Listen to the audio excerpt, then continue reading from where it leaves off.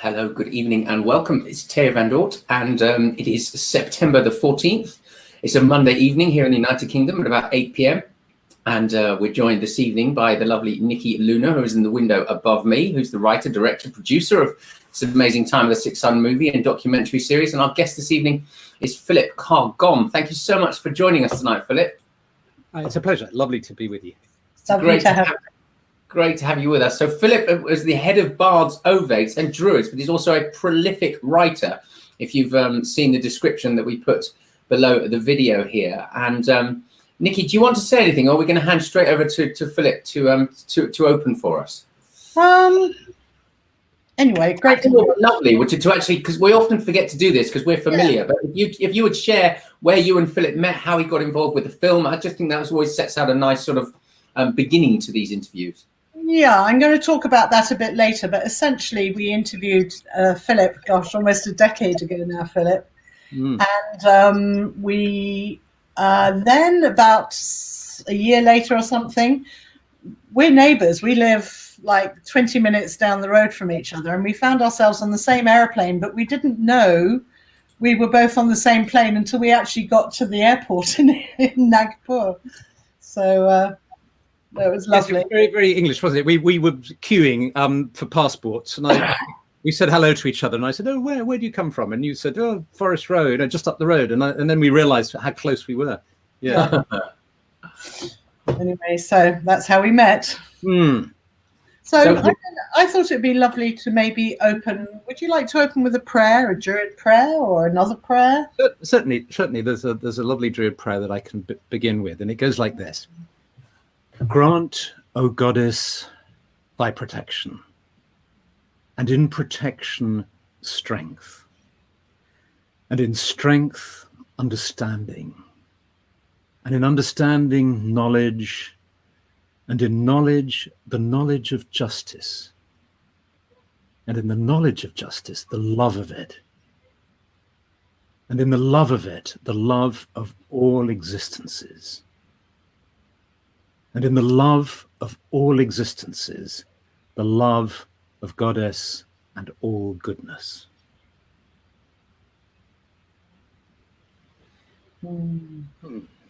Beautiful. And then I've got a poem to start, which I thought, to set the scene, to start our session together. Shall I read you a short poem from Rilke, which I just love, and I think it fits these times. It's called "Now It Is Time That Gods Came Walking Out." It's by Rainer Maria Rilke, translated by Stephen Mitchell. Now it is time that gods came walking out of lived-in things. Time that they came and knocked down every wall inside my house. New page. Only the wind from such a turning could be strong enough to toss the air as a shovel tosses dirt, a fresh turned field of breath.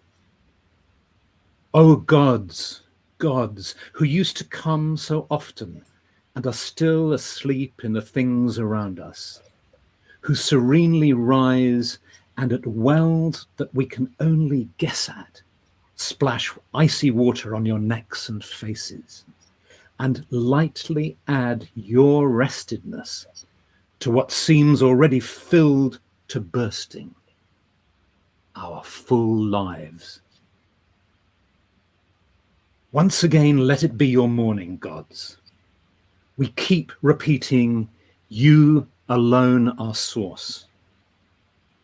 With you the world arises, and your dawn gleams on each crack and crevice of our failure.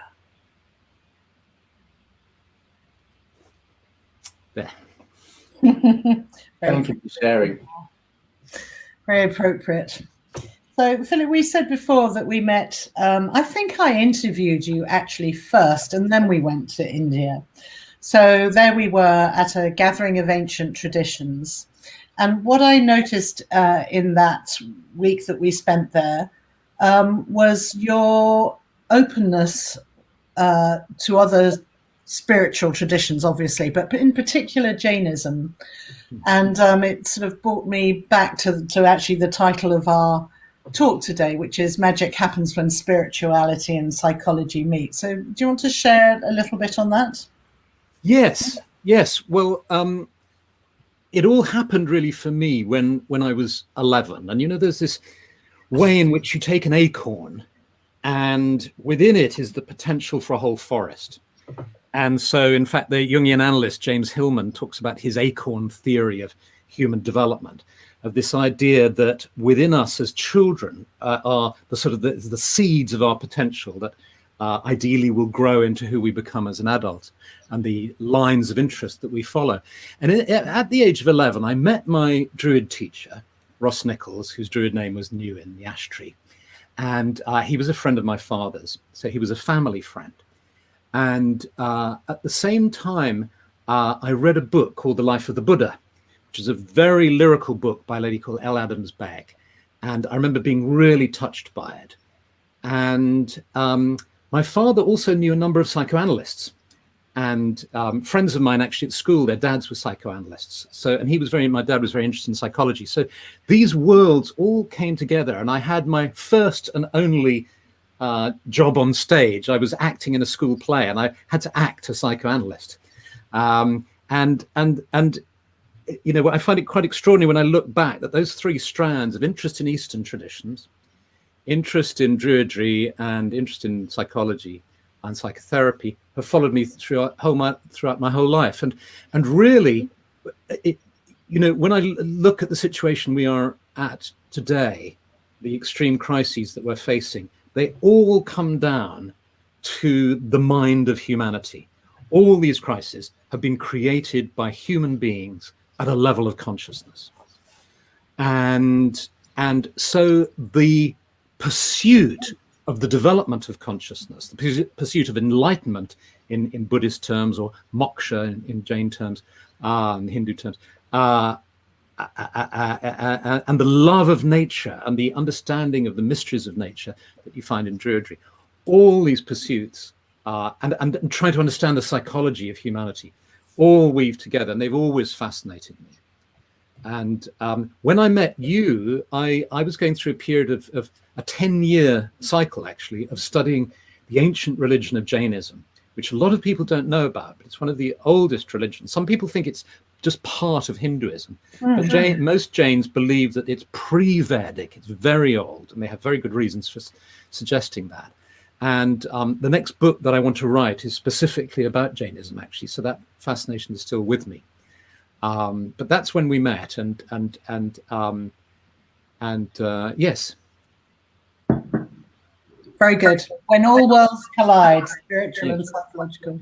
Yes. And so just to give a little bit of history, Philip, for the last 32 years, you were the chief or the leader of the Bards, Ovates. Order of Bards, Ovates and Druids. Order of Bards, Ovates and Druids. Thank you. That's an amazing achievement. And I believe that's the largest Druid teaching order. It's very large. We have about 25,000 members, and our training programs are published in 6 different languages. So we have 200 groups all over the world. So yes, it's very large. And as the leader of that order, what did your role entail? Well, before I became a leader of the order, I followed a guru for 7 years. It was a Bulgarian guru called Omra Mikhail Ivanov. And it was such a formative period for me, because when I studied under my Druid teacher, I studied with him for 7 years. And he was, if you can imagine an elderly, well, when I say elderly, he was my age actually now, chucking his 60s, who was like a school teacher. He was like a school teacher, and he actually taught me like a school teacher, I had to say. I used to go after school when I was 16 and 17. I used to take the train around to his house in Barron's Court, and he'd make me a cup of tea. And he'd teach me in the same way that he would teach somebody English literature or history. We'd sit down with a cup of tea and he'd read texts out to me, ask me if I had any questions, draw little diagrams of Stonehenge and so on paper napkins and so on. So he'd teach me like that. And then I met a guru who was absolutely radiant. He had this incredible charisma. And so I started to follow him. And it was fabulous, and I learned a great deal, and I loved him and respected him, admired him deeply, and learned a great deal. But in the end, the dynamics in the group became very strange, as they can often do, I think, in groups with gurus, because basically everybody's in love with the guru. You know, he's a great guy or woman if it's a female guru, and everybody's in love, and this is quite unhealthy in some ways, but there's a value in it. So you know. And I came around to understanding that culture was more important than charisma, that my Druid teacher had culture and a depth of learning and understanding about life. And in the end, that was more important than charisma that can just disappear in a flash. Sure. And I came back to Druidry after that. I remember ask a question because we've got a global audience, and and I can see from the names coming in, we've got people all over the world that may not be familiar with what a bard, an ovate, or a druid is. So can we just go right back to the beginning, so that we're making sure that everybody's with us from the start, please? Oh, okay. One of the easiest ways to think of the bard, the ovate, and druid is think of singer, shaman, sage. When I say singer, I mean singing in, you know that. It was Thoreau who said most men go, or Emerson who said, you know, most men go to the grave without having sung the song that's in them, or something like that. You know, this idea, I think all of us really hope that we can, by the time our time's up, we would have at least sung our song, expressed our potential fully, been as much of ourselves as we could be. And, you know, we don't want to be held back and held in. And so if we look at that as creative potential, the bard is somebody who fulfills their creative potential. So it's not just the bard as in William Shakespeare, chap with a ruff who writes poetry and plays. The bard is the creative self, the person who sings a song of their soul, whether the song of their soul is to bake cakes beautifully, and that's their creativity, whatever it is. Would that have also been like a troubadour? The troubadour, the musician, the poet, the storyteller, that part of us, which is the artist in us, the creative person. Then, but that's not just all we are. There's all of us is potentially the shaman, if you like.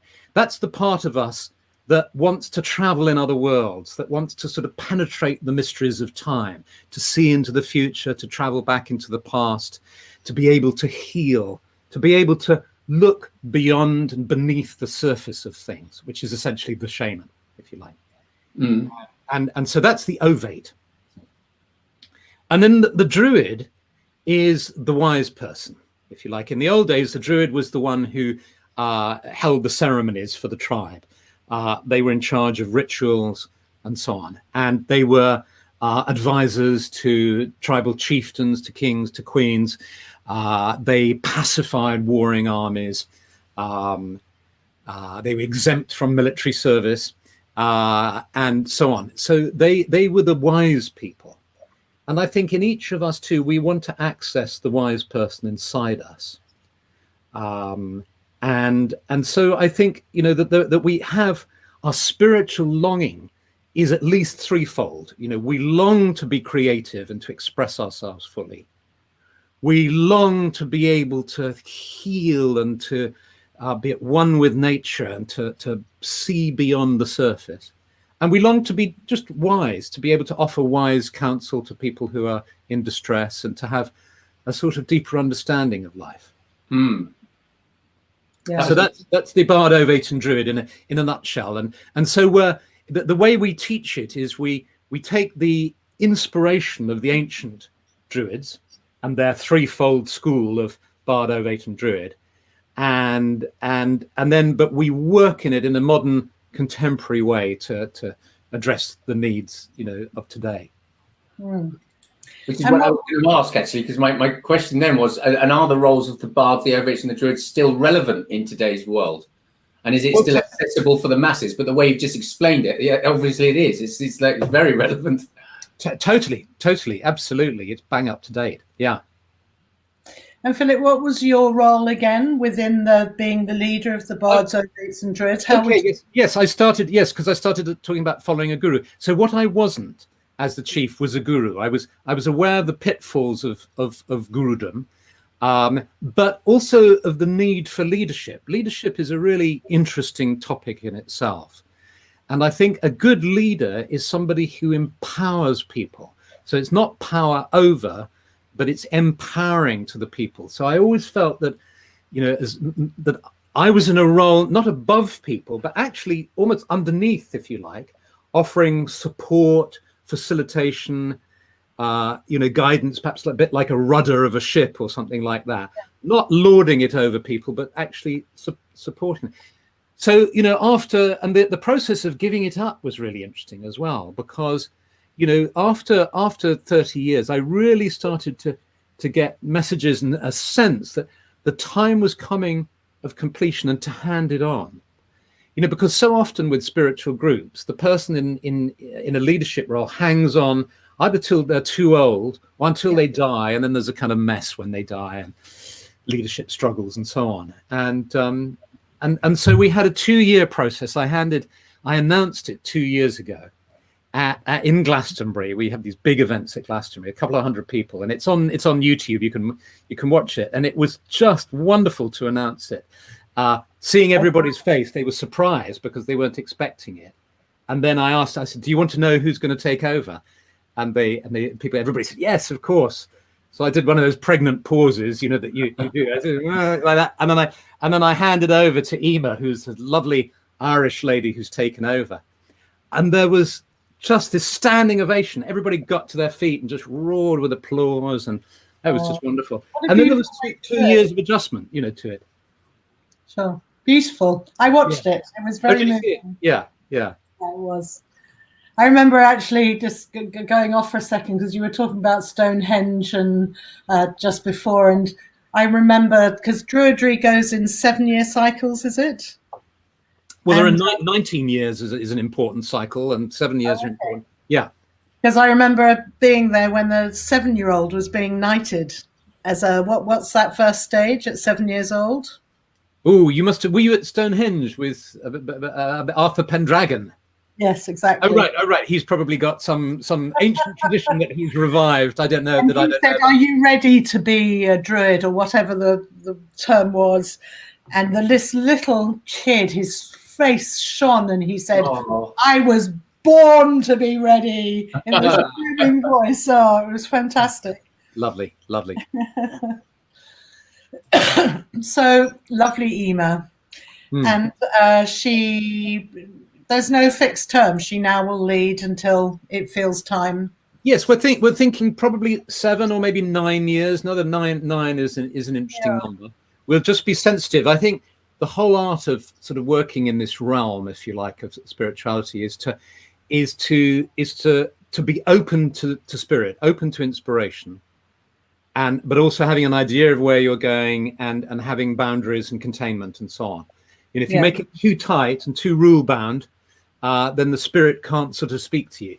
Yes, absolutely. But if you're too loose, then you're all, anything goes and nothing goes. Yeah, it's a fine line. And it's so interesting talking about leadership. So, when we look at our present day leadership and the amount of rules and whether we think it's right or wrong, but it's suffocating to, and it's actually not just since this virus has appeared. That's been in the last few years, more and more heavy-handed with rules to abide by. So what's your feeling about that when you look at it? Well, I find it a lack of leadership. Well, I think it goes to a bigger question. Maybe there's if I could suggest a bigger question, that's a question behind that question. Please do. Which is a question like, what on earth's going on? I was going to say, what the fuck's going on? It's the era that we're in now is so interesting because it's so problematic. It's very tempting to not even want to engage with it because it's so big. And the climate crisis, the crisis with the UN's come out with a report, I think it's today, about the amount of wildlife that's been affected, that we've lost, isn't it? 68% of wildlife since 1970. 1970 feels to me like it was only yesterday. You know, and I know it was 50 years ago, but you know, when you're 68, 50 years ago doesn't seem that far away. You know, it's 1970, and you know, I used to live when I was a kid in the 70s. I used to listen to Neil Young, you know, singing "Look at Mother Nature on the Run" in the 1970s. You know, that was that song, and I used to. I was aware of it. I mean, as so many of us, we've been aware of it since the 1970s. The Club of Rome report was coming out in the 1970s. So we've been aware of this for half a century. It's unbelievable, really. Yeah. And yet, if you look at the choices that we've made, although there have been plenty of good people and fantastic initiatives, the actual progress we've made has been absolutely minimal. You know, the other day I was reading about there was this wonderful initiative to plant a green belt across the Sahara, where all the African governments committed to planting billions of trees right the way across Africa. And I remember reading about that a couple of years ago and feeling so happy, you know, like what an amazing project. Yeah. Only Ethiopia has fulfilled their commitment. Ethiopia last year planted, I don't know, 5 billion trees or 1 billion trees, something extraordinary they planted. None of the other countries, even though they've received the funding, haven't got around to planting it. And a report came out last week talking about how, you know, it's not meeting any of its targets.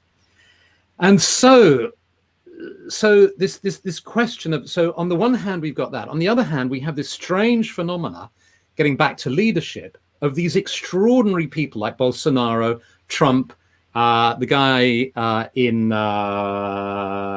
what's the place by Russia? It's just gone out of my mind. The one that's in the news at the moment, but Belarus. You know, anyway, you know the country, the huge one that's on the news every day, and we've forgotten the name. And Putin. These are terrible people who take precisely the wrong decisions. You know, all the wildlife protections and natural area protections that Trump has lifted and all the rest of it. So you have all these leaders making precisely the wrong. I mean, if you were writing a script, I think, I have no idea about script writing, but what I have a feeling is that, did you ever watch Breaking Bad? Yes. Yes. I couldn't watch it. It was just too awful. But my kids loved it, and I tried, but I couldn't. It was just too awful. But I realized at the beginning that the scriptwriters' meeting must have been, okay, we've got this guy, you know, in this family in LA or something. What's the worst decision he could make when he's diagnosed with having cancer? You know, oh, he decides to make drugs. Okay, having done that, what's the worst decision? And every sort of decision fork, like the Two of Swords in the tarot, he takes precisely the wrong turn in order to make the story more dramatic and interesting. You know, and it's almost like that. Is that when you watch the news? Well, like today with the the Brexit. I know, what a great idea. Let's break international law. That's an honourable thing to do. That'll make all the countries in the world look up to us. Let's break international law, which is what Boris wants to do. So to you see, it's just horrendous. So you see all these leaders doing this. You see climate change, species extinction, habitat depletion, pollution. You saw the stat that came up last week: 1 in 8 people die from pollution in the world. Extraordinary statistic. Wow, that's amazing. Oh yeah. It's just from the BBC. So you look at all these things happening, and to me, it confirms, back to our meeting, Nikki, in India, you know, when in studying the Jain tradition, they have a very similar teaching to the Hindus about these vast cosmic cycles of time. And they talk about, it's more familiar to talk in Hindu terms because people are more familiar with these terms, of the Kali Yuga. And, the dark time when we're in the downward part of the cycle and we're coming towards the bottom. It's getting worse and worse and worse. And you look outside and oh gosh, it's true. It's getting worse. The climate's getting worse. All the fires in Oregon now, just in the last few days, it's horrible. Mm-hmm. Everything's getting worse. And where are we going to go? Some people say that we might become extinct, in which case we go down like that. So we're going round and down, and then the human race becomes extinct. I choose to believe in the doctrine of the Jains and the Hindus that it's the Kali Yuga. It's going to get very, very difficult, but in the fullness of time, it's going to come back up again, and we're going to enter a new age. And that will take a long time, but because I believe in reincarnation, as lots of Druids do, that's okay. The whole focus of the work, then, you've either got a choice. You either focus on all the awful things that are happening, and it's very hard not to focus on it because there's so much awful stuff happening. But I think it's imperative at this time for us to focus on our spiritual practice, to develop the deathless self, as it were, to connect with the soul that is beyond the physical, but is embodied in the physical. And to follow spiritual teachings. And I was in a talk, listening to a talk by Andrew Harvey, the mystic, last night, who's coming out with a book called Radical Regeneration, which talks exactly about this. And he has, it's powerful, wonderful stuff. I really recommend that. So for me, there's a sort of threefold imperative at the moment, is to really focus on practices that connect me to my inner source of calm and spiritual nourishment. So however tossed and turned I might be by the vicissitudes of living in through these difficult times, I can go to my center when I need to and sort of draw from that well of nourishment. That's why I love that poem of Rilke, where it talked about the splashing the water from the well. And then, as well as that internal act, I need spiritual teachings. And I asked myself, I said to myself the other day, how come after 50 years you've been, your books are all, full of spiritual teachings. You read spiritual teachings every day. You watch, YouTube things on it. How come, how much do you have to do?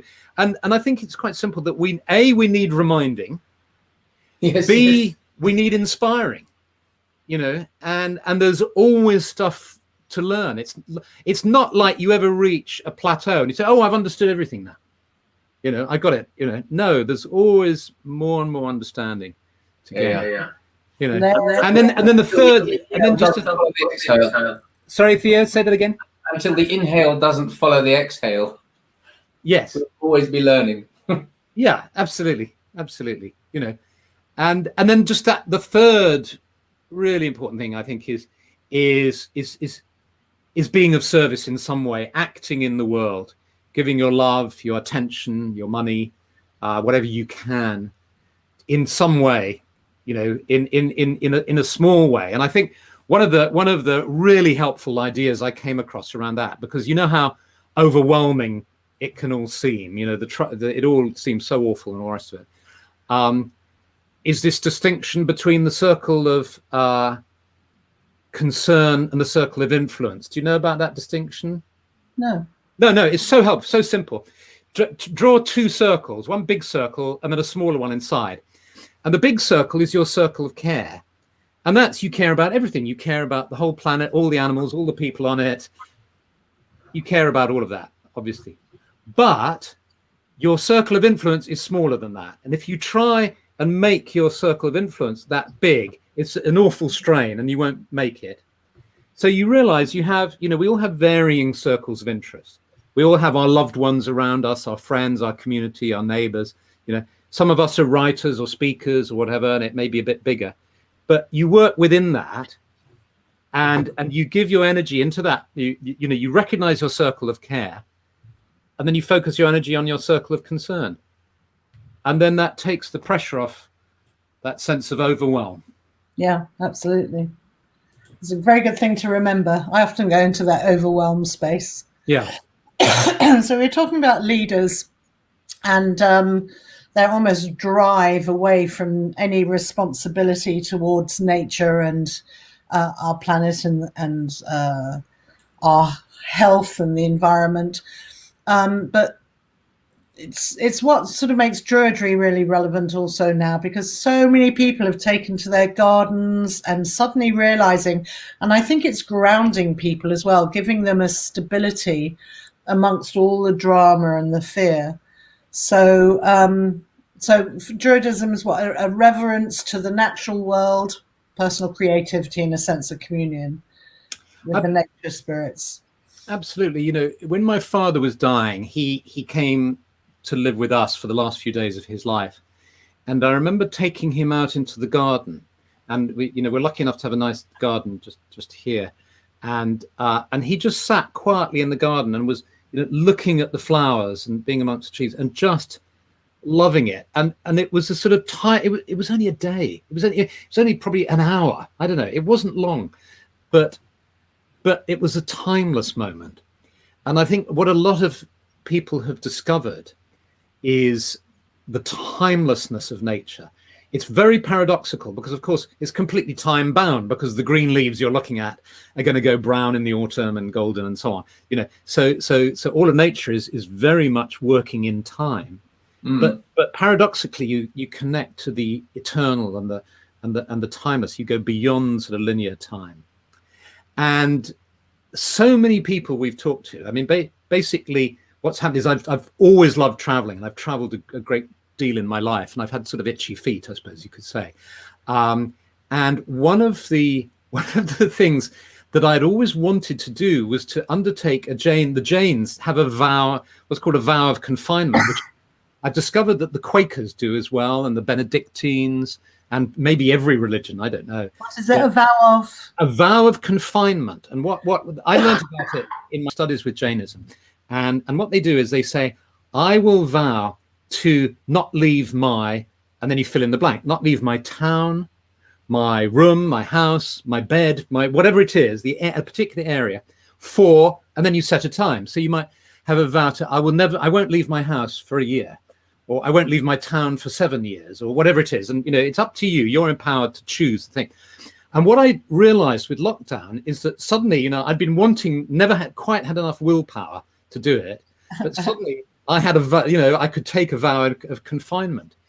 And, what Stephanie and I, my partner Stephanie and I discovered was all these new walks around the town, up in the hills, because Lewis is set in the South Downs National Park. So it's a very beautiful part of the world, and you can set off in all sorts of directions. And we had 2 or 3 walks that we would do out of town, and the rest of the time we'd go somewhere else. We'd drive off somewhere or fly somewhere, take a boat somewhere. But we've had months and months of only walking places, and when we've met people out there and we've talked to them, surprise, surprise, they're saying exactly the same thing. They said, I've lived in this for 10 years and I've just discovered this amazing. Have you tried that one? You go around the back of there and you go up there and it's, oh my God, yes. So it's been lovely. And I think probably people up and down the country have discovered that. Yeah, I think that's partly the gift in everything that's been happening. There are many gifts. Many gifts, as I was reminded, the people starving in the world, and not such a gift for them. Yeah. Excuse me. So, yeah. So, Philip, may I ask, what is there the difference between Druidry and paganism? And how does Druid wisdom relate to paths such as the Wicca tradition, for example? Okay, yes. Many Druids are pagans, but not all Druids. So some Druids are Christians, some are Buddhists, some are Hindus, some are atheists, rather interestingly. Atheists mostly in the sense of not finding theism, i.e. the idea of deity, of any help. Just so Jains have sometimes been described as atheists and Buddhists because they don't believe in specific gods, although some of them do. So there's this whole range of, there's one of those jokes. It's like, ask 10 Druids their opinion on a subject, and you'll get 12 answers. So there's a whole range of approaches, but so the answer to that is many Druids are pagans, but not all, and there are many. So you can practice your Druidry as a pagan or not as a pagan, and the similarities with Wicca are very great indeed. And so I've written a book called Druidcraft, and I've with Stephanie have created, and the artist Will Worthington have created the Druidcraft Tarot, where we take ideas from Druidry and Wicca and put them together. Lots of similarities, sort of 3 levels of training, the use of the magical circle, the use of the directions as sacred, the use of the elements of earth, air, fire, and water, So lots of similarities, and then interesting differences too. Yeah. Wow. So, what would you say there's a question further down, but what would you say is the importance of magic and ritual and ceremony in these current times we're living in? How can they support us? Yes, very interesting question. In a way, you can look at spirituality as having two faces or there's the mystic and the magician. So in very broad general terms, the mystic is somebody who wants to unite with deity, with the one. So the primary, if you were mystically inclined, your primary sort of spiritual dynamic would be to merge with the divine, with the oneness. The magician, in a way, the primary dynamic is going in the opposite direction of wishing to act in the world in alignment with the divine, to be causal in the world and to have influence in the world. The mystic is cautious of that because the mystic sees the dangers of hubris, of the classic Sorcerer's Apprentice thing from the Disney cartoons. So the mystic says, oh, be careful, because the way of magic is dangerous because you'll start meddling in the world. The magician is cautious of the mystic because the magician says, oh, the world needs so much help, and yet you just want to, gaze, do navel gazing and just disappear up into the ethers. And those, of course, are extremes and characterizations and so on. And, I think we can have both. I think, when I meditate, I will either engage in what passive meditation, where I follow the mystic current, where I want to merge with the divine and become one with all being. Or I'll engage in active meditation, where I'll want to receive inspiration and energy from source, and then be of value in the world to help other people to spread love and things of value in the world. I think you can have both. And I think, and that's the concept of spiritual activism that Andrew Harvey, for instance, the mystic, is very interested in as well, a number of other people, and which we see happening in the world today. That Druid prayer that I opened with, where, I don't know if you remember, but in the center of that prayer was the love of justice. And when I was a kid, when I was sort of 17, 18, up on Glastonbury tour doing Druid ceremonies, it was the time of flower power and all the rest of it. And a lot of my contemporaries would say, the love of justice, we don't like that. That justice, that's kind of judges and policemen and stuff like that. Now, I think we see it in very different sense. We think of climate justice, we think of social justice, we think of racial justice, all these really important movements. So the love of justice requires us to actually act in the world. So I think the Druid is somebody, that's why Druidry is so interesting now, because it's a mystical path and a magical path. It's a mystical path of helping us merge with nature, seeing life not in dualistic terms as spirituality and the body and nature as two separate things, but totally one. Nature, the body, and spirit all as one, and teaching us a way of nature mysticism. So we learn ways to sort of fuse with the trees and with the stars and with the stones and so on. But as well as that mysticism of merging, it's also a way of magic of, okay, then what are you going to do to spread the love in the world? Beautiful. Well. I'm guessing an echo. You are very echoey. I've never heard that before from your laptop. I'll whisper. So, Philip, the Druids, like Native Americans and Aborigines, have a deep respect for the earth and see nature as both the mother and the teacher. So as we continue on our hedonistic trajectory, destroying everything which sustains us, as it were, is it now time for us to place our love for the earth more at the center of our lives? For the masses, for everyone, whether that be a garden, a window box.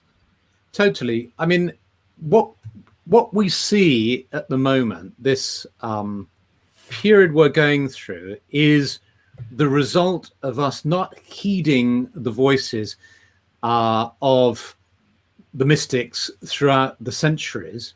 And then in more recent history, just over the last couple of 100 years, the voice of the Romantics. There's a fabulous series with Simon Sharma on the television talking about the Romantics at the moment. Well worth watching. And if I read Goethe back from, gosh, when was he? The end of the beginning of the 19th century. Yes. Really early days, talking about if we go on destroying the forests, we will destroy our lives. He can see it, and the Romantics saw it, and then and right up until the present day. So when I became a Druid back in the 1970s, it was very much on the fringe thing. People, if you said you were a Druid, they'd think you were pretty wacky and far out and really in the minority. And what I've seen over the last 50 years is Druidry just drifting towards the center, becoming more and more mainstream. As do you remember the way meditation before the Maharishi and all the interest in meditation came in? I suppose it was the 80s, maybe the 90s, so that now you can talk about meditation, in corporate meetings and in the House of Parliament or whatever. It's totally acceptable. Meditation is acceptable. So nature spirituality, the same thing is happening. Last year I was interviewed by two authors of books, Lucy Jones and I'm sorry to the other author whose name I've forgotten, books about the healing power of nature, just the everyday healing power. People realizing that the only sane thing to do is to put nature at the center of the agenda. And of course, that's why David Attenborough, Greta Thunberg, these are the great heroes of our times. And thousands of people, on the one hand, you've got the insanity of the Trumps and the climate change deniers, so that you can have the prime minister. Do you remember when there were the fires in Australia last year that killed, 1 billion animals? And you had the Prime Minister of Australia standing with the sort of fires raging behind him, denying climate change.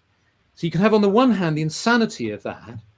On the other hand, you have thousands of people waking up to the power of nature, the beauty of nature, and the healing power and the necessity to keep it center stage. So before I came on air with you, I was watching the 7 o'clock news on Channel 4, and it started off with Jon Snow, in a nature reserve somewhere in East Anglia, I think it was, talking about the latest UN report, and that was center stage for news at 7 o'clock news.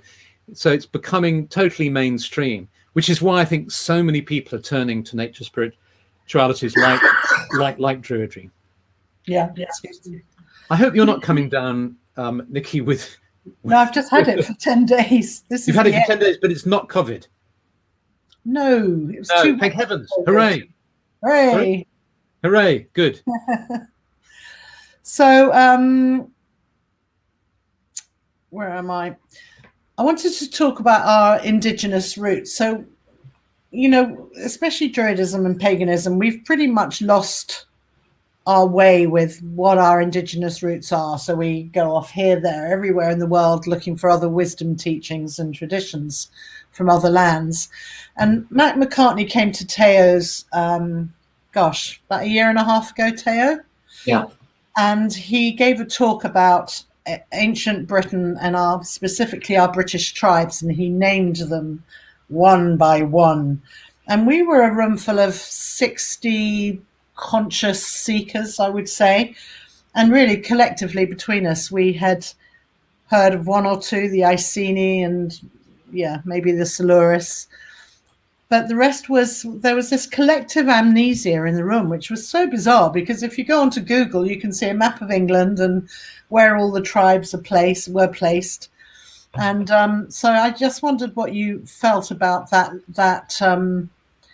But while he read out the names of the tribes, there was also this cellular recognition. You could feel it, the power of it as he was reading out the names. But there was definitely this collective amnesia about our roots. What would you say about that, Philip? Yes. Well, when I started working with Druidry, and particularly, when I started writing about Druidry, which is, I suppose, about 30 years ago, I was really aware of the collective amnesia, that it was as if collectively we had no knowledge of our roots at all. And I felt part of the work of the Order of Bards, Ovates and Druids, and part of the work that I was doing in writing the books and so on, was helping us to remember, really connect with our roots and draw on this incredible stream of sort of life energy and memory, and when I talked to people in workshops, and when we did workshops, people would really sense how they were reconnected with their roots. Interestingly enough, I was sitting by, there's a lovely old tree that I like to go and sit by, that's just up the road here by in Wilmington. You've got the Long Man of Wilmington, which is our local sacred site. It's where I interviewed you, under that tree. That's right. Oh yes, by the yew tree. Yes, exactly. And you remember, it's like a great sort of red river, isn't it? It's lovely, and that's over 1,000 years old. I think it's 1,300 years old or 1,600 years. There's a church that's 1,000 years old next to it, and it's only when you've lived in America or New Zealand or Australia that I only really got it. It was this kind of cliche about Americans saying, "Oh, how old everything is," and as living in England, you think, yeah. But if you, having spent a year living in New Zealand, when I came back to our hometown, I went around Lewis like an American or like an Australian, saying, "Oh my God, look at it! It's all so old." Stuff in a bric-a-brac shop was sort of amazing. The school I went to is nearly 1,000 years old. I went to Westminster School by Westminster Abbey, nearly 1,000 years old. And when I was a kid, I didn't care. That didn't seem. Now it blows my mind that I went to a school that was 1,000. Anyway, so I was sitting under this tree, and I sort of received this understanding. Was 30 years ago, people had forgotten their pre-Christian roots. Now people have forgotten their Christian roots as well. It's like they've forgotten the roots, and they've even forgotten the trunk. So I bet you if you stop a teenager in the street and say, when is Lent, or something like that, or what does the Eucharist mean, or something, they won't know. All the tradition of their generations, because each we've got generations of sort of Christian ancestors and then pre-Christian ancestors, and it goes down like that. So bizarrely, I think the job now is not only connecting us to our pre-Christian past, but strangely our Christian past as well, in order to move fully into the present. Yeah. Well, I mean, your beautiful Druid card deck and many of your books have really helped people to remember. I have to really acknowledge you for that, because you've done an amazing job with how many oracles have you created? Yes, well, there's the Druid Animal Oracle, and then there's the Druid Plant Oracle, and then there's the Druid Craft Tarot. Yeah. Beautiful. Amazing work. Thank you. Well, yes, I mean, as regards that lost work, I mean, as an example of how quickly we lose this, and this is a very concrete, specific example of that loss of memory.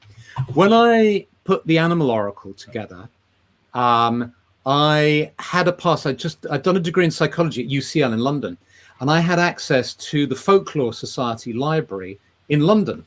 And there was this treasure trove of books on animal law that I could consult, and I could take home with my car. I could take home 10 books at a time. So I used to go back on the train to Lewis with a pile of 10 books, and Steph would photocopy them all, and she'd make all the notes and all the rest of it.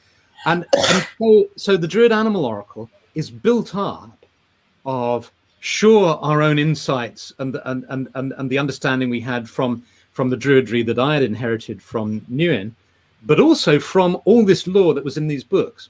10 years later, I think it was, I came up with the idea of doing the same thing with the plants. I went back to UCL and I tried to find the Folklore Society library, And they said, oh no, it's all in storage in, you know, Epping. You have to request the titles. And I said, well, I don't know what the titles are. I want to be able to browse them and then pick out books, because I don't know what they're called. Yeah. And I couldn't, because, you know, they were all in store, you know, store. So of course I could go in a catalogue and just guess at the titles of the books and all the rest of it. But already I had this visceral sense of that knowledge getting lost, you know, locked away in a vault somewhere, nobody consulting them because they weren't accessible, you know. Yeah. Did you watch the interview that we did with Mac? Lovely Mac. I did indeed. Yes, and I've been to that wonderful place he has in the country. It's a fantastic spot. Anglesey. No, well, I've been to Anglesey, but also Embercombe. Yeah, wonderful. Oh, yeah. Yeah. Yeah, he's doing some great work and attracting a lot of people there now. Yeah, yeah. He also talked in that interview about the British Isles in the times of Queen Boudica in 48 AD, and how just before we were invaded by the Romans, he said that Holy Island in Anglesey, which for those people who are watching from overseas is on the west coast of Wales, it was a beacon for spiritual scholars who travelled from all over Europe to come to these isles, and that it was the spiritual hub for Druidry. And then they were almost completely wiped out, along with many of our ancient British tribes. And he shared that whilst there's little written proof, Britain was like Tibet is for us today.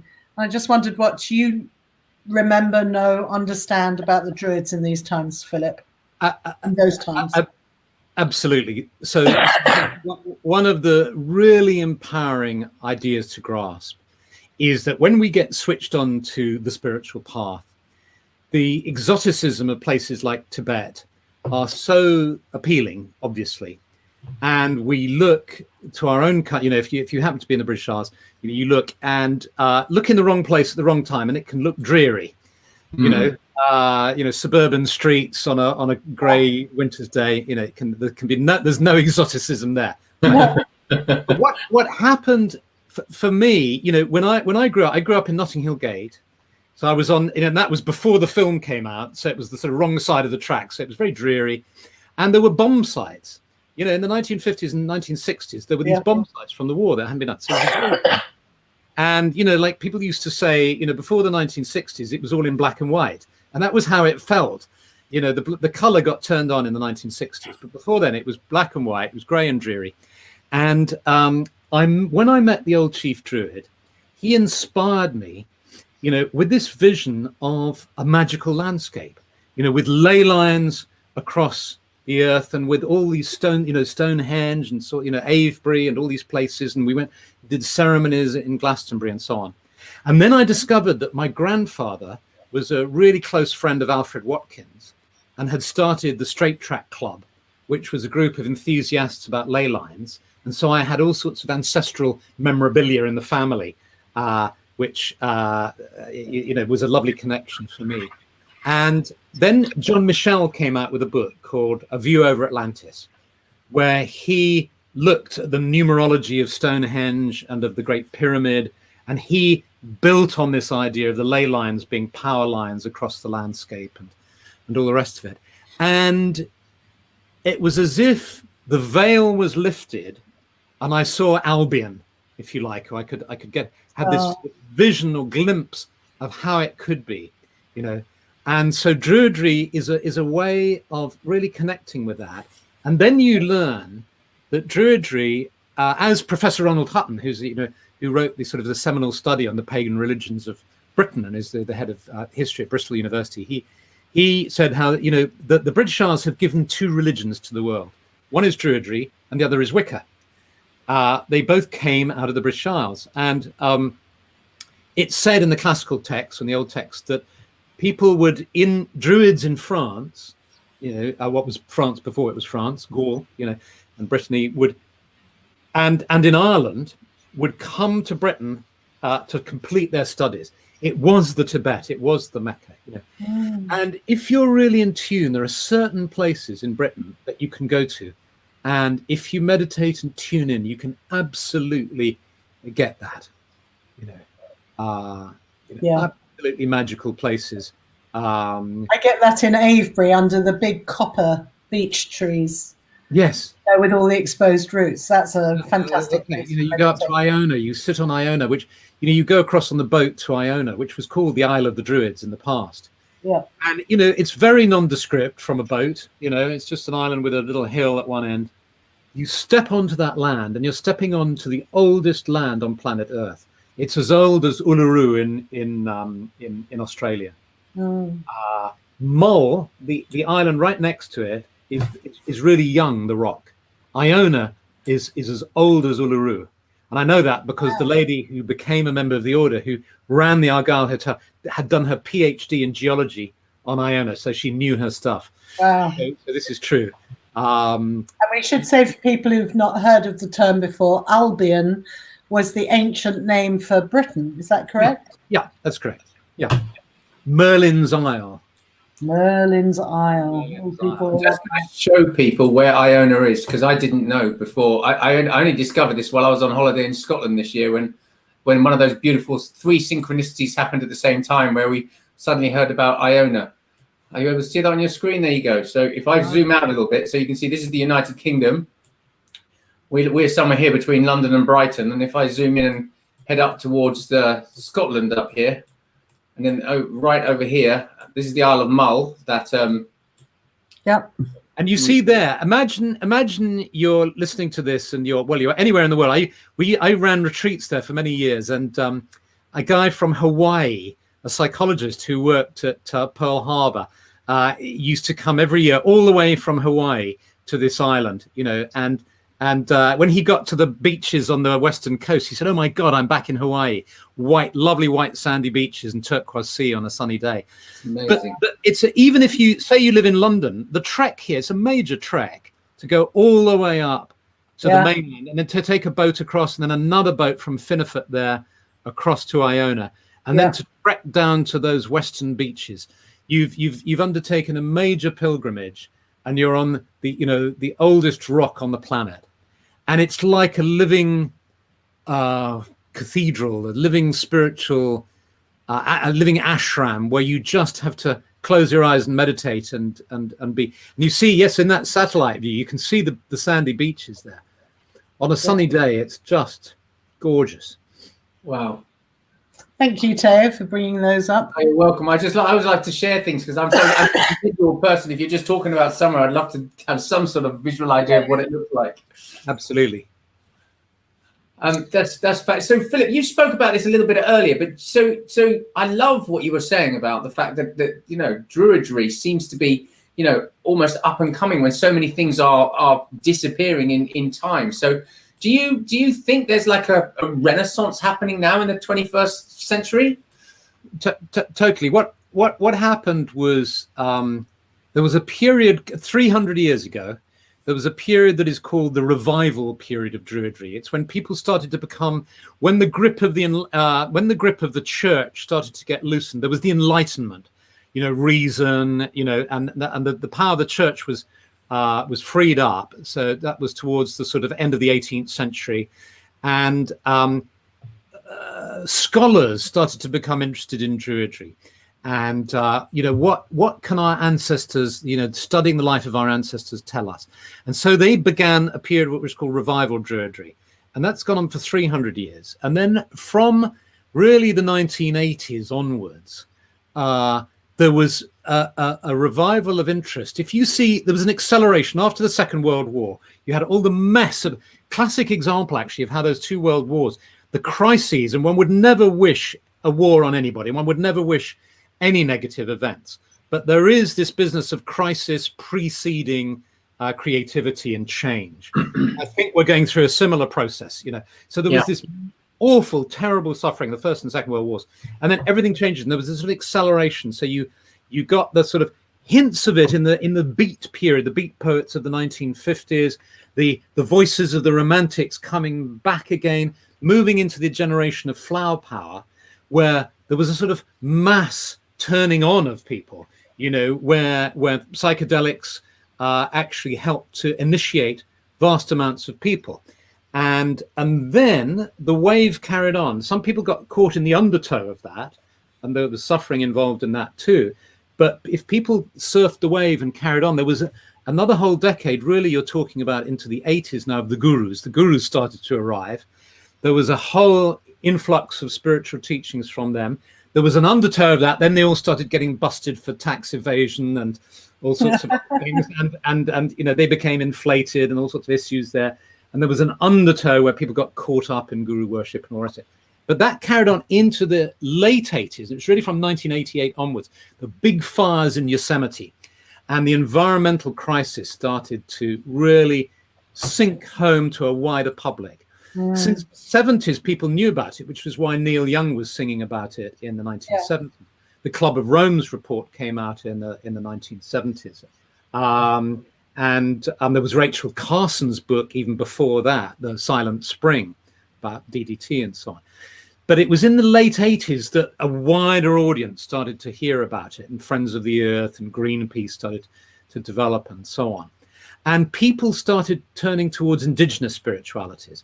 So that's when people started switching on to, you know, the wonderful wisdom in Native American teachings, in Aboriginal Australian teachings, and so on. But with that came problems too, which of cultural appropriation and of, you know, wannabe Indians and all that. And a lot of people found, you know, when I went to teach Druidry in the States in that time, you know, Native American teachers were saying to me, you know, we're so glad you're here because, you know, as they put it, white people need to learn about their indigenous roots. They're welcome to come to us and to learn from us, but first they need to own their own roots. Once they've owned their own traditions, then they come as equals, not as wannabe people or as needy people, not as takers, but as people of similar stature and ability who can then meet us as equals. That's so relevant. So, Philip, tell us about, to totally change the subject from Druidry, tell us a little bit about what you've obviously got a lot more time on your hands now for writing, but also for teaching, the subject of your last book, which is something I hadn't heard of before, called Sophrology. Sophrology. Would you like to share with us what that? Oh, okay. I'll tell you what. Yes. So this very interesting process of finishing 32 years of being focused on Druidry. Yeah. Just shifting slightly to still include Druidry because it's my love and my passion, and I believe intensely in its value to the world. So still being involved totally in the Druid community, and I still do tea with a Druid, you know, online and so on every week. Right. I love that title. But as well, putting a bit more energy into this combination of psychology and spirituality, because I believe that psychology brings an incredible sort of balance and sort of rigor, if you like, scientific rigor, rational rigor, because the tricky thing with spirituality is it's very easy to take off into the stratosphere with it, you know. And so what I started to do is I trained in yoga nidra, which is a very deep form of meditation, in mindfulness, and in sophrology, which I'll come to in a second. And when the lockdown began, I began a series of retreat meditations called The Garden of Flowing and Perpetual Happiness, which anybody can join. It's a free program. You just have to sort of register. And there are 12 very, very deep meditations that fuse ideas from psychology, really, but mainly yoga nidra and Druidry with the natural world. So very deep meditations with some poetry as well, like that. Just one a week for 12 weeks. That's the idea. Yeah, nice. So there's that. And then I was interested in as well, I took the problem of sleep. I think it's quite interesting to take one particular problem area, one area of suffering, if you like, to say, okay, you think the fusion of psychology and spirituality is a good thing. All right, put your money where your mouth is. And how does it help the problem of people who can't sleep? Because 1/3 of adults have trouble sleeping. Okay, so I looked at the psychology of sleep, and I looked at what the wisdom traditions had to say about it, and I put them together, and I came up with a program called the Sleep Clinic, which uses yoga nidra and you know, the modern science of sleep studies with the third thing, which is sophrology, which is a system developed by a neuropsychiatrist about 50 years ago. It's been around in the French-speaking world for 50 years, hugely successful. If we were in France, everybody knows about sophrology. If you're in a small town in France and your daughter was coming up for her baccalaureate, her exams, and she was getting exam nerves, you'd send her to the local sophrologist. If your son was taking his driving test and he was having nerves, you'd send him to a sophrologist. If you were suffering from anxiety, you'd go and see the sophrologist. Sophrology was developed by the psychiatrist who took ideas. He traveled in India and in Japan and studied under some of the great psychiatrists like Viktor Frankl and Binswanger and so on. And he took ideas from modern psychology, fused them with ideas from yoga and Zen and Buddhism and so on, and developed a very elegant way of working with the mind-body. And so it's like mindfulness, but it's what I'd term mindfulness plus or enriched mindfulness. Everybody's into mindfulness these days, but that there are a couple of things that people don't mention so much about mindfulness. One is its dangers. There are people who, particularly if they do a lot of mindfulness, it can cause psychological damage. And there's lots of research being done about it. We could talk for hours about it. And the other is when you say damage, like depression, going into psychosis. Yeah, okay. Yeah, and having negative psychological effects. But more commonly, the problem is that a lot of people just can't keep up the practice. It has a very high dropout rate. Because mindfulness traditionally, uses focusing on the breath and very simple techniques to maintain the mindful state. And if it works for you, that's fabulous, and it works for lots of people. But it also doesn't work for lots of people. Talk to friends who are teachers and are told to teach it to kids at school, for instance, and you'll hear their stories of how hard it is. They just go through the motions. What sophrology does is it builds in simple movements and breathing and visualization, and it ties those together so that it's almost like you don't have a chance for your mind to wander or to get bored. So you develop little sort of 10-minute exercises that are mindful, but you're moving and you're breathing with it and you're visualizing. Very simple, very elegant. I just absolutely love it. And so I went through a training, and it's one of those things that can be taught really well online. So I've developed an online training, and when I retired in my job as being the chief of the order, I started with a group of a couple of dozen people, taking them through the online training, and they're just finishing it now, and it's just lovely to see the effects it's had on people. And so it's open for enrollment now if people want to. If they look at my website, there's a sort of thing that says sophrology, and if they have a look in there, and there's a little video, and I've just put it in the comments, Philip, and on all 3 streams, so people can go there. Oh, thank you so much. It's what I'll do, I'll just bring up a banner, because those people that can't see it for any reason, then they can actually see how it's spelt. Yes. There we go.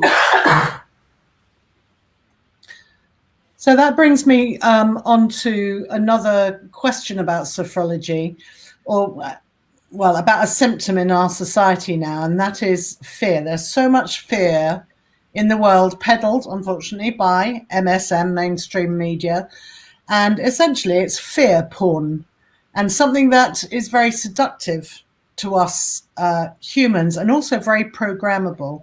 Yeah. So I guess the first thing is awareness of this agenda manipulation. That's paramount.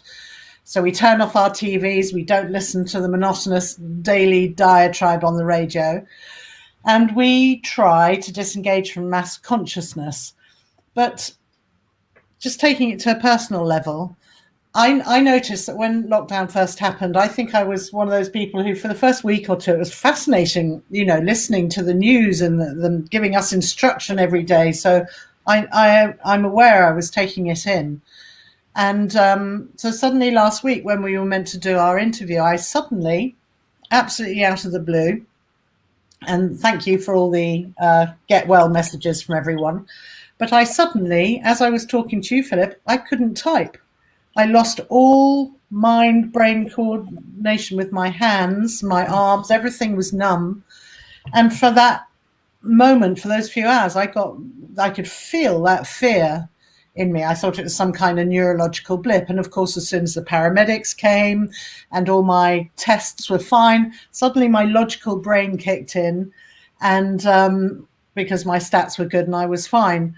But I recognized that adrenal rush. That's what I want to talk about with people in the world at the moment. And so many people must now be experiencing. But I also, this last week, have had a very heavy cold. So my logic kicked in. Okay, I'm sneezing. This is very wet. It's not COVID because that's dry. But that fear was still, again, there was that fear. And I was just thinking, 6 months ago, if we got flu, my thing would be to stay in bed for a day and then just get on with it and take a load of remedies. We wouldn't have worried about it. But there's this fear vibration. And I realized how perceptible I obviously was, and many other people, that seed of fear was really right down in my cells. So now I find myself all the time having to just big myself up, saying it's just a cold, you're healthy, you've got a great immune system, and, rah against it. But I just, interested in this fear phenomenon that is at play in the world when we look at it in that depth, because it's an adrenal fight or flight. It's that. Absolutely. I mean, I think really one of the priorities now, given that the pandemic is only one stressor, you have this idea of the stressor, the thing that's impacting. Yeah. It's this big stressor for the whole world. Everybody in the world is being stressed by COVID. But some people are being stressed by that and by the fires. Imagine if we were in Oregon now. Yes. There's the fires as well. And that's going to carry on. It's a bit like, with climate change, we're heading towards this sort of precipice. And there's this awful car accident on the road, and we're consumed by that. But actually further down the road's going to run out. So I know that's a gloomy thing to say, but it's like saying, don't worry about this because there's something much worse further down the road. But there is some sort of light relief in that. But I think what it really points to is that each of us needs to find ways to find that deep source of calm within us. So that goes beyond the fight or flight response. And that's where meditation. That's why, for instance, I think sophrology is helpful. It's one way, because it's a way of working with the body. I like it because for many years, I'd been running retreats and meditation workshops and so on, and I was always looking for ways to bring in the body. We used to do retreats up on Iona, and we'd always go out for walks every day across the land and so on. So there were ways, but I wanted a specific sort of techniques to work with the body. And when I found sophrology, I thought that's it. So now when I do workshops or retreats, I build the sophrology in, because it involves stretches and movement and so on.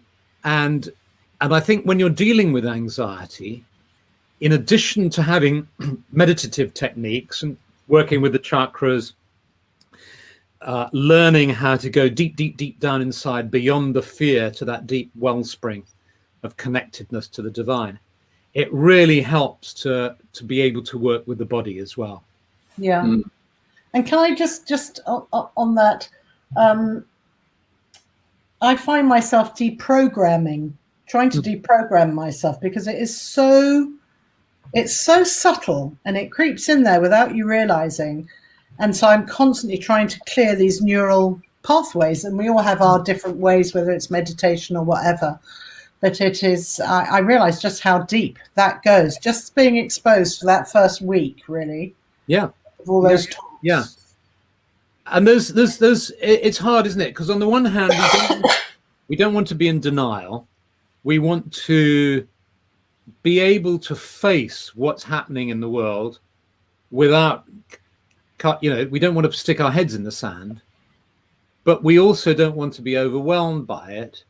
And we don't want it to dominate our consciousness, our thinking and our sleeping, our waking and our dreaming.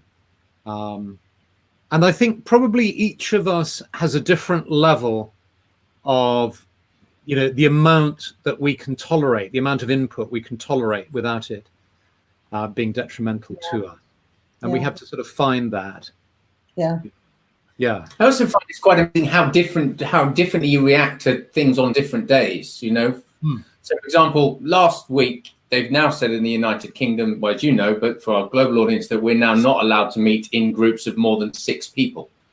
And so, and I got really wound up about it because and I don't get wound up about stuff very often. And I was like, this is ridiculous, I can go to a pub where there's loads of people. Schools are allowed where there's loads of people. You can go to a restaurant where there's people. You can go to these things, but I'm not allowed to have more than, we're a family of 4, so I'm not allowed to have more than 2 friends over in our own garden, even no matter how sensible I am. That is illegal. Yet it seems wherever I want to go out and spend money, that's okay. We can do that. And I don't often get into that state, but I got it. I went to bed with this rage and I woke up with all this anxiety that I don't often have.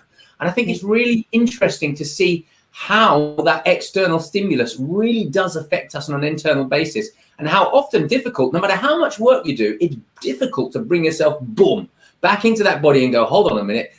The only thing I have any control over in all of this is how I react to it. And it's hard. Exactly. And you noticed, Theo, how what you were saying was that you were noticing yourself reacting in this way. Yeah. So that means you've already, there's that idea of witness consciousness, or where you're observing your reactions.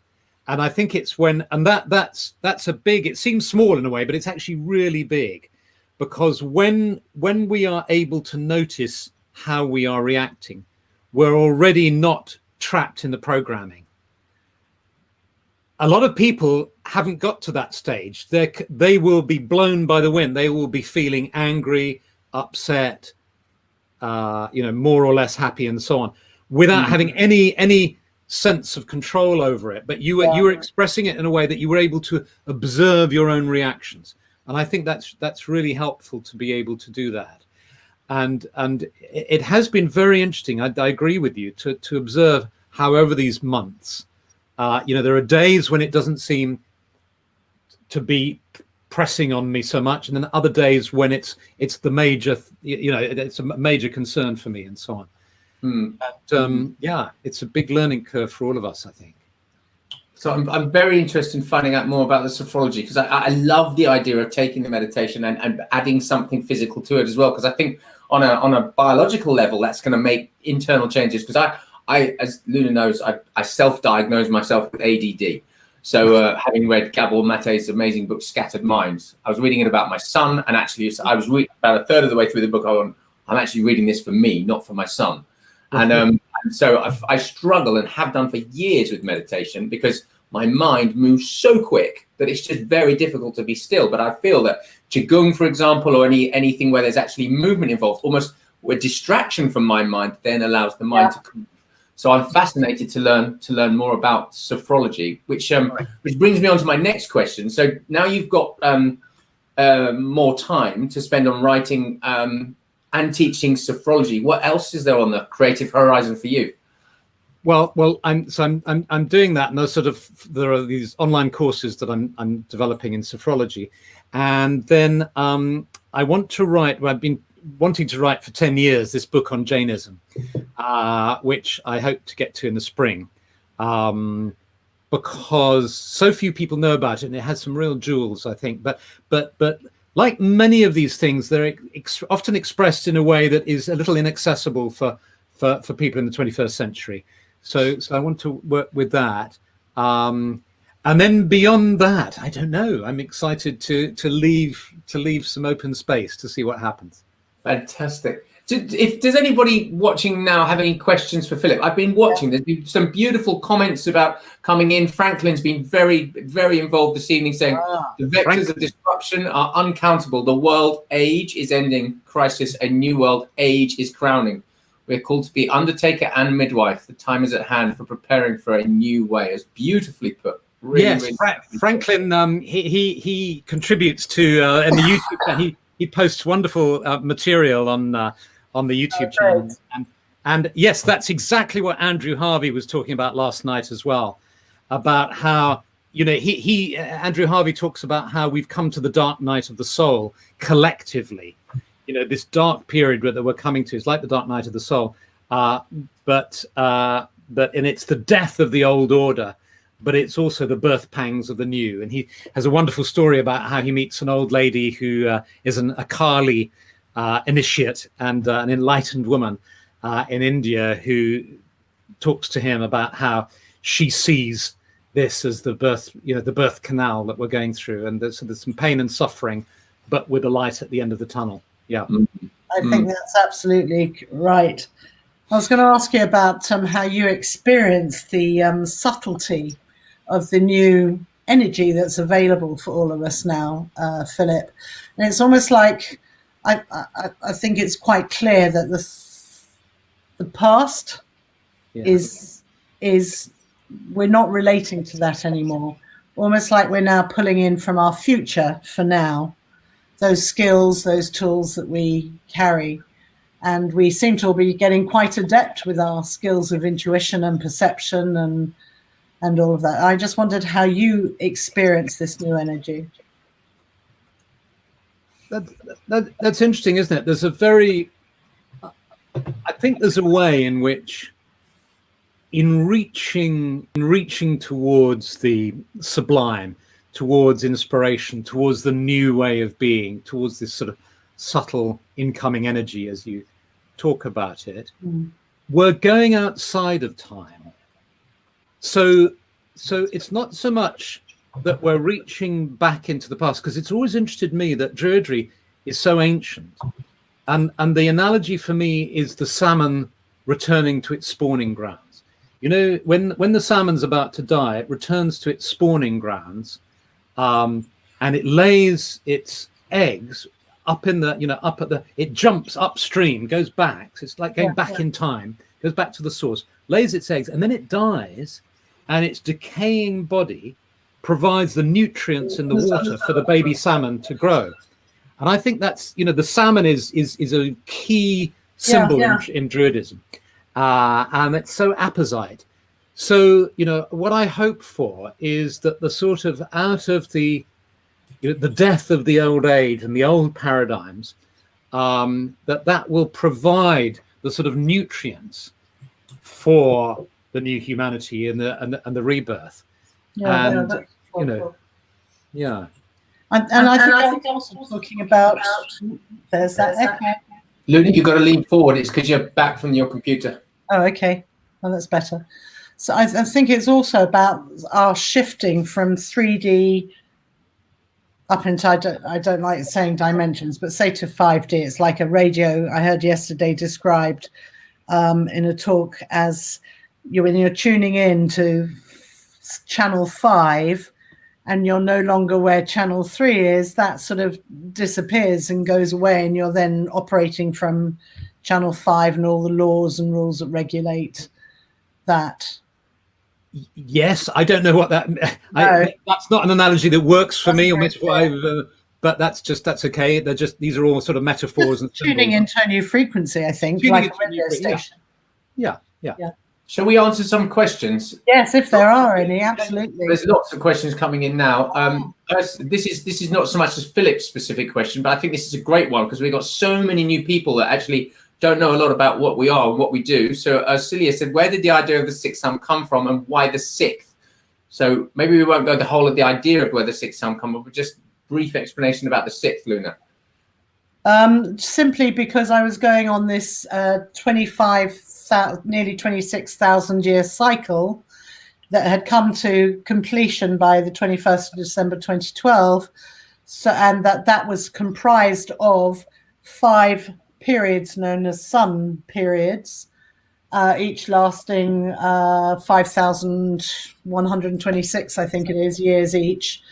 And so I thought, well, it's talking about, I could have said the age of Aquarius or the golden age, but I thought the time of the sixth sun was an interesting thing that we're on the precipice of.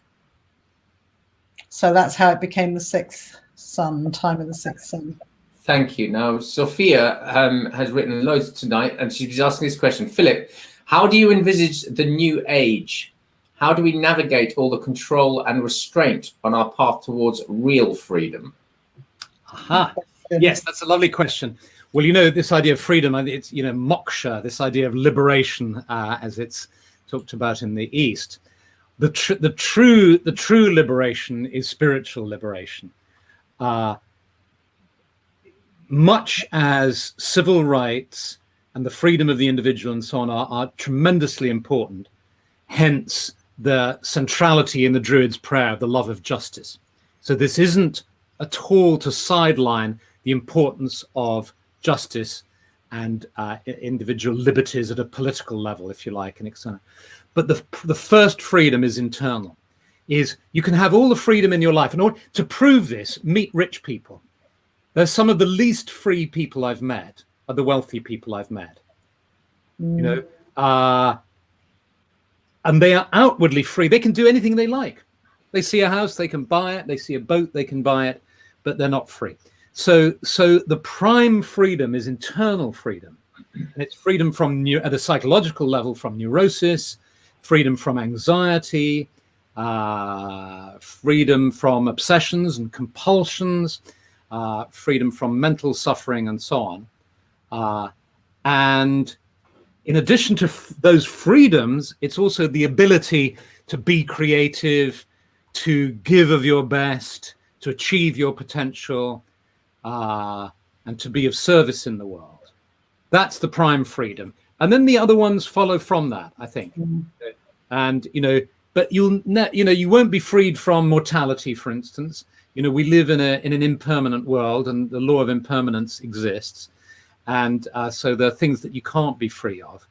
And it's best, so in my opinion, it's best to focus on internal freedom first. Yeah. Love that. Thank you. Diana asking a question, which I'd like to pose to you, Philip. This can be a good one. How do you understand among the many possible spiritual paths that Druidry is the way to go? The way to go. Well, good name for your next coffee morning online thing. You know, in a way, you know, I'm a real believer in the concept of the perennial wisdom tradition. And the idea of the perennial wisdom tradition is this, is that there's one truth, if you like, which is, you know, the reality of the divine, you know, the need for us to search for internal liberation, and the ways that we do that in terms of, you know, meditation and spiritual practice and so on. And then those simple truths are expressed in different clothing to suit different people in different ages. And all you have to do is pick up a copy of ancient spiritual texts. And even though they might speak to you today, often they're couched in very archaic terms that don't speak to you.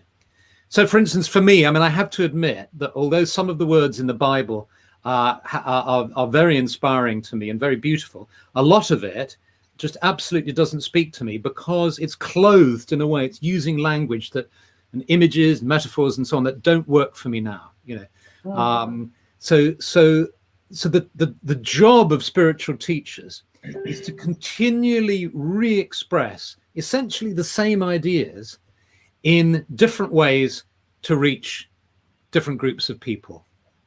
So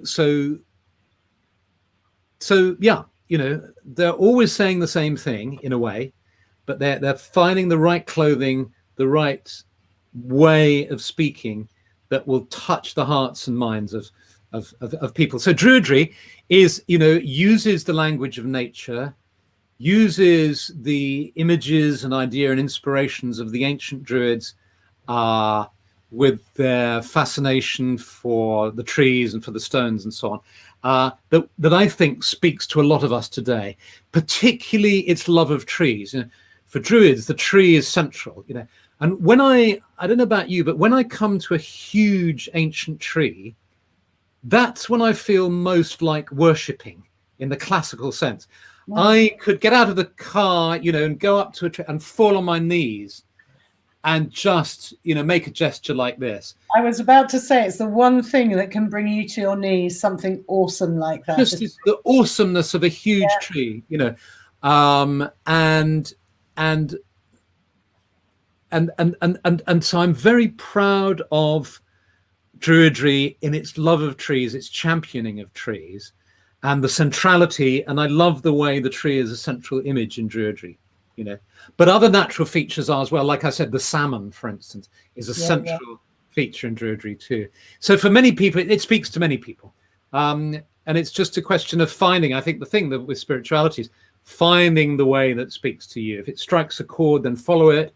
If it's not right for you, then look around. And we're blessed by having virtually every single spiritual tradition available to us now to study if we want to. So spoiled. We're so spoiled. Yeah. Mm-hmm.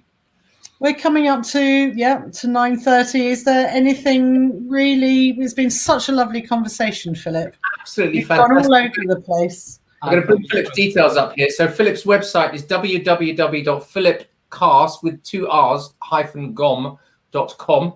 And you can also find him on facebook.com/philip.cargomm, all one word. I'll put those links into the comments once again. If you've not yet seen Time of the Sixth Sun, it is available. If you go to timeofthesixthsunlaunch.com, and you can register to watch the movie and the 8-part documentary series, which is available free for a limited time. We also love it if you really enjoy these weekly broadcasts that we do, that you can help to donate with the ongoing costs, and I'll bring that URL. I'll put that up into the comments too. Philip, it's just been fantastic. We've got so many beautiful things, and I'd just like to say that this lady Miriam wrote, "I so cherish these evenings with you and your guests. It's food for the soul and support for many of us going through this transformation. Thank you so much." Yes, there are so beautiful messages coming in from you guys there, because we're live on our Facebook page, on our Facebook group, and our YouTube channel. Now I can see all the comments from all three, but obviously you can only see the ones that are being shown on each of the individual channels. So many things here. I'll tell you something. This is a good question from a lady. If you've got 2 more minutes, Philip. Sure. Yeah, absolutely. Shelley says, since so many people have anxiety, could you show us something short to help? Maybe based on the sophrology, or send us to a resource that people could use with your. Okay, I'll tell you what. The easiest way. If you go to my website, run along the top to meditations. Yeah. And you get to a page, and there's a YouTube video of a Druid tree meditation. I see that. Yeah. Which just takes a few minutes to do. It's there's some lovely music that goes with it. And then there's some more meditations underneath. Do you want to finish off with a quick, like 3 minutes or something? Is that something just so simple to do? It's a question of which way you move the body. You know, the way we were talking about wanting to worship a tree and how we want to, and one of the things you do when you look at a tree, you see its canopy, and if you just move your arms up like that, even when you're sitting now like that, and you make the shape of a tree, but then you run your fingers down and you're touching, your highest chakra, your 8th chakra above here, and then your 7th, the crown, above the crown chakra, and then down like that. And you come down to the heart like that, and you just move around. Just that very simple gesture. Wow, it's beautiful. I've actually used this. I have to say, I've used this in cases where somebody was having a psychotic breakdown and they were massively distressed. And I just asked them to stand up in front of me, and I got her to do it with me, just over and over again, like that. Wow. And she was freed, she calmed down and was able to sit down and have a cup of tea, but in an intense state of breakdown and hysteria. So it's a very simple gesture. And if you watch the meditation on the website, that'll give you a little development of that, really. I've just put that in the comments of our Facebook page and our YouTube channel. It's not letting me post to our Facebook group, so I'll go and put that in there when we've finished. But it's basically Philip Carr-Gomm. I'll tell you what I could do. This is the fastest way to do it. I go create a banner, that like that, click that, add the banner, bring it up on screen. Okay, welcome everyone to Teo's ADHD. Yes. It has its uses. Yes, lovely. Oh, what a pleasure, Philip. Real pleasure. Well, how lovely, Nikki. I'm so glad that, you know, the last time we met was in your lovely little forest home about, I don't know, 5-10 years ago or something. Yeah, and then before that, it was in the center of India. Yes. So, yeah. I miss my shed. There's a lot to be said for shed dwelling. Yeah. I am putting it out there to the universe. I am looking for another shed of a larger scale, big enough to hold me and everything else. Yes. I know your amazing ideas. Yeah. Oh, Lovely. Good. Okay. Everybody, next week we haven't had final confirmation, but we think we're going to be joined by the Hopi elder Reuben Southkey, which is really exciting. I know their tribe is having a very hard time at the moment, as are many of the indigenous tribes around the world. So we'll tune in and hear from him. He's also got a great story about the Hopi. He's part of the Water Clan, and they used to live on the mesas. They had a pristine water source, crystalline water source, which was absolutely totally depleted by a mining company. So we'll talk to him about that. So next Monday, tune in 8 o'clock UK time. Great. Lovely. I'm just flashing up some of these beautiful messages we're getting from you beautiful people. Thank you for joining us, and yeah, we'll see you next Monday. And please just keep sharing Time at the Sixth Sun launch.com with all of your friends, your family, your loved ones. They can sign up to watch the whole thing for free. We really do appreciate people's donations, because we don't charge for anything, not for these talks, not for the whole 12 series with the docu-series and the movie. And we love that. We were just saying to Philip earlier, we love to give things away, and that money doesn't stop people from being able to get all of this information. It's a beautiful way to do things, but we do have quite high running costs of all the tech platforms. So we really appreciate it when we do get donations in. It's a lovely giving back. Thank you. Yeah, very much so. So thank you so much. And Philip, thank you for your time this evening, and thank you for being so good about postponing it a week as well, so that lovely Nikki could recover. So well, thank you for inviting me. I've really enjoyed it. Fabulous. We'll see you next Monday evening. Bye bye for now. Night, everyone.